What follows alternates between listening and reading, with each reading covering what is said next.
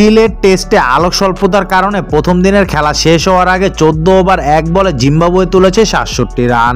বাংলাদেশের বিপক্ষে টেস্টে জিম্বাবুয়ের জন্য এটা ওপেনিং জুটিতে ষষ্ঠ সর্বোচ্চ রান। প্রথম দিনের খেলা শেষে জিম্বাবুয়ে এখনও পিছিয়ে আছে 124 রানে। শেষ বিকেলে ওয়ানডে ম্যাচে ব্যাট চালিয়ে বোলারদের শাসন করেছে বেনেট। 6-4-এর সাহায্যে 37 বলে 40 রান তার। বেন কারেন অবশ্য টেস্টই খেলেছেন, 49 বলে করেছে 17 রান। বাংলাদেশের অধিনায়ক 4 বোলার ব্যবহার করেও পাননি কোনো উইকেটের দেখা। অন্যদিকে বাংলাদেশের হয়ে রান পাননি মেহেদী হাসান, মিরাজ, মুশফিকুর রহিম সহ বড় নামদের কেউই। দলের ব্যাটারদের এমন হতশ্রী পারফরমেন্স নিয়ে ম্যাচ শেষে সংবাদ সম্মেলনে দলের সিনিয়র সহকারী কোচ মোহাম্মদ সালাউদ্দিন কথা বলেছে। সেখানে শান্তর বলা নতুন ক্রিকেট খেলার প্রসঙ্গেও উঠেছে প্রশ্ন।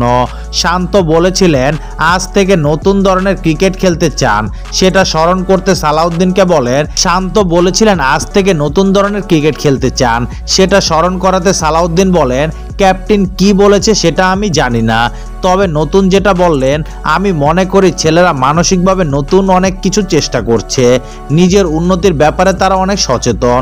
হয়তো আজ আমরা খারাপ খেলেছি, তার জন্য বলা যাবে না তারা চেষ্টা করছে না বা তাদের বড় হওয়ার ইচ্ছা নেই, এখনই এটা বলা যাবে না।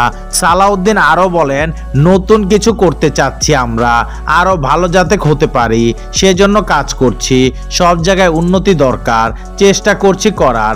আজকে ব্যাটিং ভালো হয়নি, বোলিংও ভালো হয়নি, চেষ্টা করব এই জায়গা থেকে যত তাড়াতাড়ি সম্ভব ম্যাচে ফেরার।